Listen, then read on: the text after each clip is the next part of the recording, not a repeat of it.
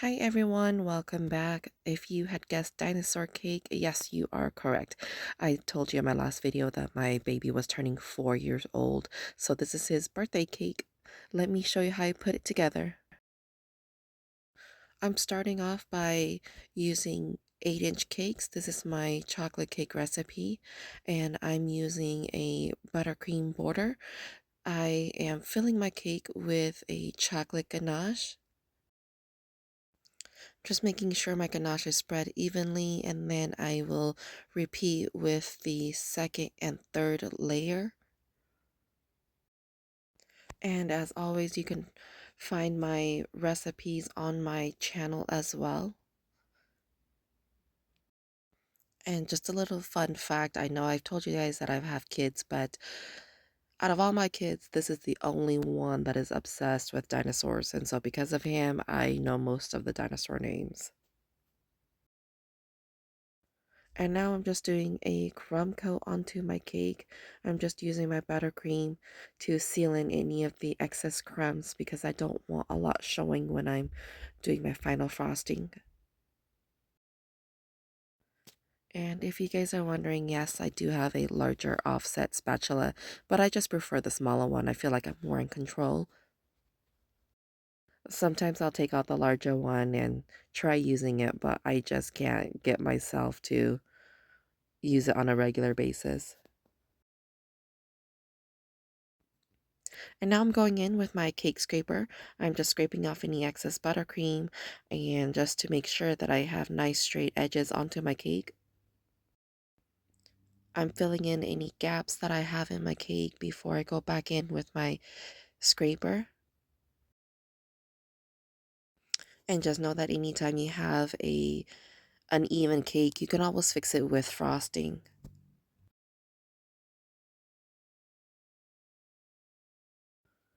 Now I'm just using my spatula and scrape off the excess buttercream off the top of my cake, placing this to the side and starting off with my top tier. And in case anyone asks, yes, these cakes have been frozen and chilled. I made these cakes about 2 weeks ago when I started my original video. The cakes do stay nice and moist. After I bake all my cakes, I usually wait a little bit and then I wrap them all up and throw them in the freezer until I'm ready for use. Right here, I am using 3 6-inch rounds, and I'm just repeating the process that I did with my bottom layers. And usually when I put my top layer of cake on, I make sure that my cake is nice and straight before I start my crumb coat.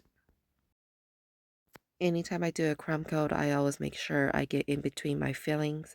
That's where all the air pockets are at mostly. And so I always press in a little bit extra in between the layers. I always make sure I go all the way down to the cake board as well. Also, that also helps stabilize the cake and not move around as much.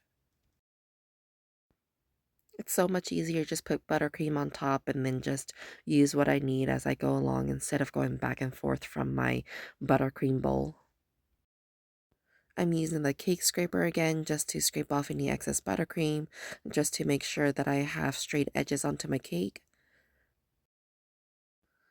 And the cake scraper usually does a good job of telling me where I need to put more buttercream.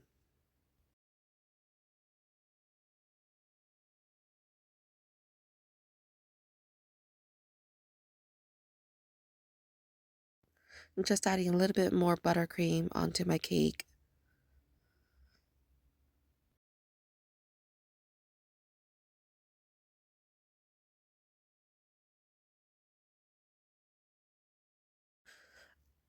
Now that I'm done, I'm going to scrape off the top and place this in the freezer while I work on the bottom tier again.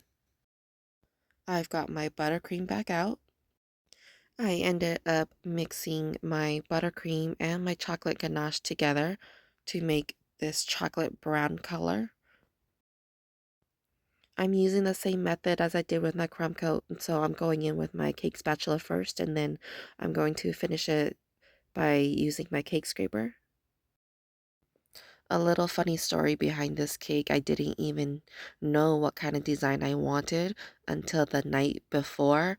I had the idea that I wanted a waterfall, and that was all I wanted. A waterfall was all I wanted, and I knew I wanted it to be two-tier. And I did have the idea of just using a fake cake on top. I bought some cake drums behind me, as you can see, and I was planning on using one for the top tier, but I ended up changing my mind because obviously there's no fun in that. I looked online the night before for some inspiration. I had really thought I wanted green, but a couple of two-tier cakes were coming up, and they were all different colors. They were brown, they were green, they were sunset. Um, but like I said before, I had really just wanted a waterfall. I've seen a lot of waterfall cakes, lot of waterfall art, and I just wanted to incorporate that into this cake. So yeah, I just woke up this morning not knowing how my cake was going to turn out, other than I knew I was making a dinosaur cake. And at this point, I was just trusting the process and hope that it turns out well. I mean, if not, it's for my 4-year-old anyways, and I'm pretty sure he'll be excited no matter what. My bottom tier has been put away. I have the top tier out now, and I'm just repeating the process. And I kind of gave myself a challenge. It's been a while since I did a two-tier cake. I've been gone for so long. I don't know why I wanted to do a two-tier cake. But like I said, I wanted a waterfall, and so that was probably why. The only thing that I struggle with is when I'm doing a two-tier cake, I'm always hoping that both of my layers come out straight because when you're stacking a cake, you don't want your edges to be crooked or uneven when you are stacking your cake. I'm scraping off the excess buttercream on the top of my cake and starting with the texture on the sides. When I'm done with the top tier, I will throw this back into the freezer. I always want to make sure that my top tier especially is nice and cold, nice and chilled before I um, move it and put it on top of my cake. That way I don't get any fingerprints on it. I am using cake support on the bottom tier so that the cake on top is not so heavy. I also draw out where my top tier is going to be just so that when I'm placing my cake, it's even. And here you can see I'm just adding a little bit of extra buttercream and just filling in the edges on the bottom. I'm marking where I want my buttercream, and so I'm smoothing this part out. I'm using a round Wilton tip, and I'm just going in with some blue tinted buttercream and just piping in where I want my waterfall to flow. I'm not looking for anything perfect. I don't want my water looking straight. I want a lot of texture in my water, so it looks like it's flowing water. And then I'm going in with my offset spatula and I'm just going to mix it all together. And again, I'm not looking for anything perfect here. I grabbed a few of my baby's dinosaur toys. I hid them from him. I don't think he really notices because he just has so many. But I put them off to the side just so that I know what kind of dinosaurs I wanted to put on my cake. Right here you can see I just added a little bit more water to the bottom of the cake board.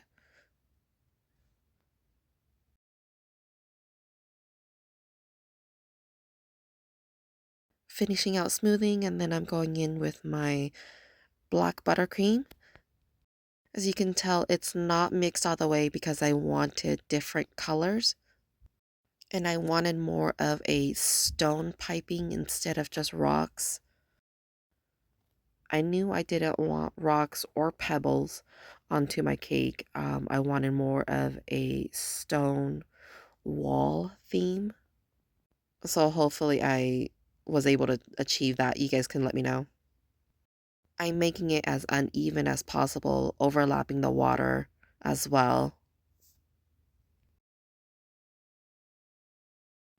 Going back in with some white and just adding a little bit more texture onto my water. I know it's not all blue, and so I'm just making the effects of the water falling and just blending that all in together.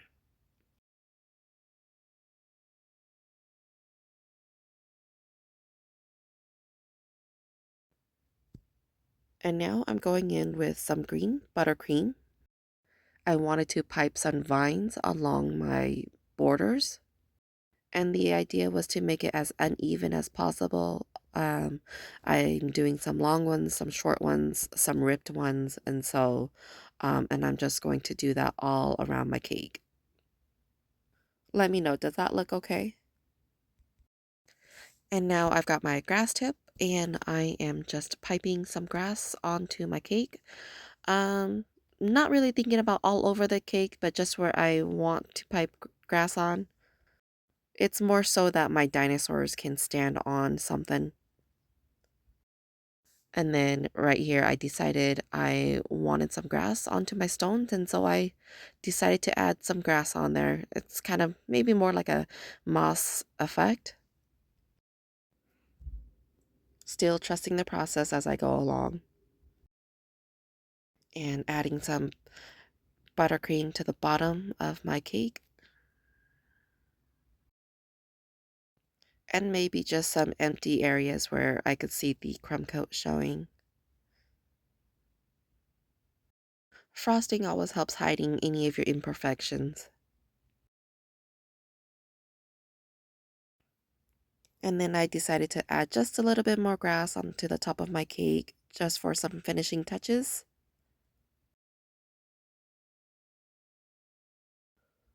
Okay, now let me show you what my cake looks like with the dinosaurs on. Here is what my cake looks like. I added a whole bunch of dinosaurs on here. As you can see in the bottom, I did add a little bit of dinosaur eggs as well. I was trying to hide this from my little one, but he found the cake while I was trying to put it away. He was really excited. He really wanted to play with the dinosaurs, but I told him he had to wait until his birthday. Just a little 360 of what my cake looks like front and back. If you're new to my channel, don't forget to like and subscribe for more cakes. As always, thanks so much for watching. I'll see you all in my next video.